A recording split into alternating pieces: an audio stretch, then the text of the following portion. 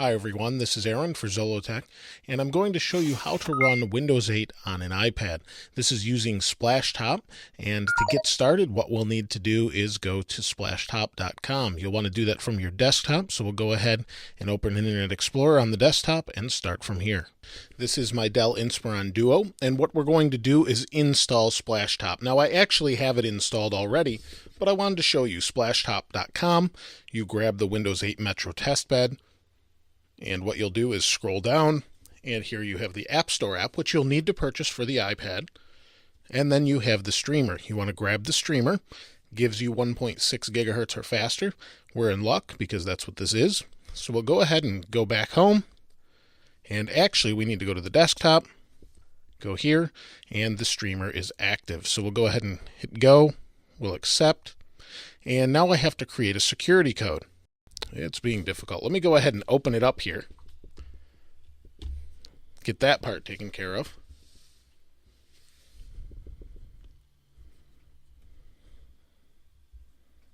We'll go to the Splashtop desktop. We'll create the security code, and in this case, I'll just use Aaron123.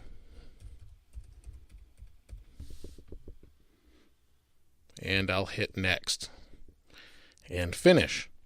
So let's go ahead and flip this back down so you can see easier.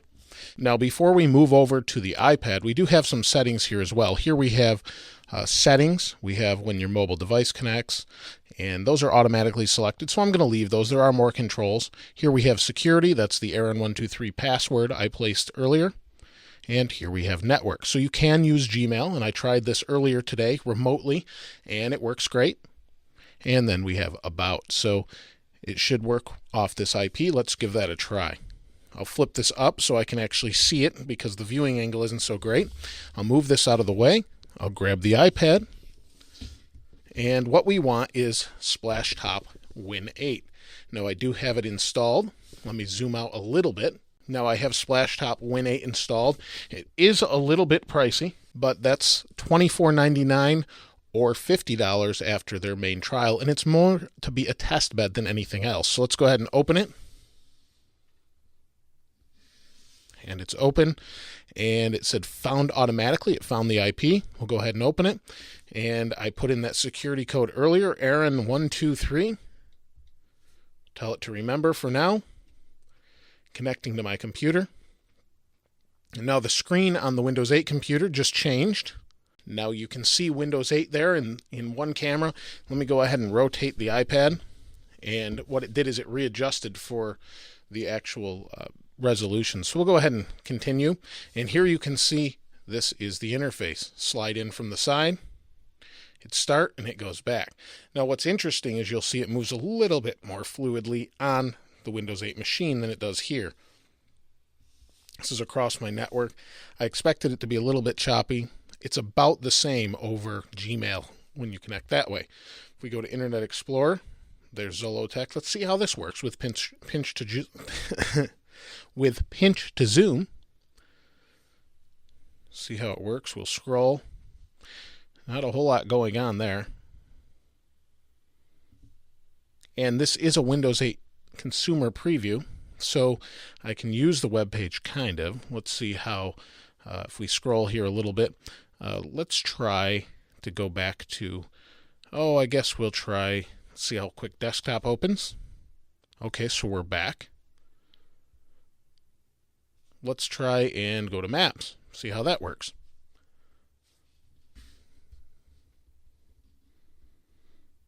Now it's loading. There we go. There's maps.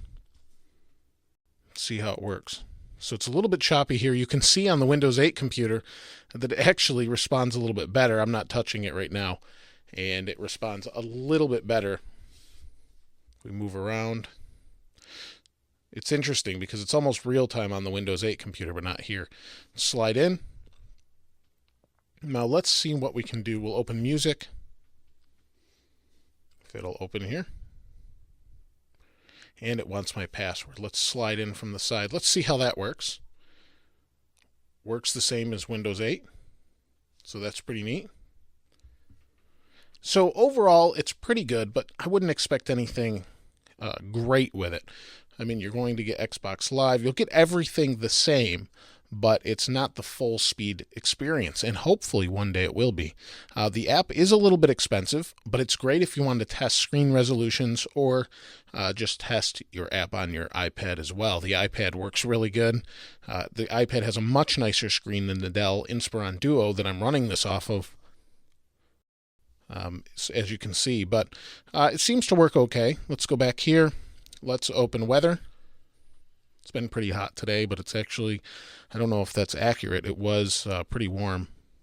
Yeah, it doesn't look like it's the right date for whatever reason, and I've had some issues with the Dell Inspiron Duo with that. But overall, it's a pretty neat idea that you can actually stream. You can see there's my mail. It works. Let's go ahead and open this one. And I don't know what that was about, but you can see it acted a little strange there. Overall, though, pretty neat. Different. Let's see if we can move a little bit. Yeah, you know, it works pretty well, but you can see the responsiveness yourself.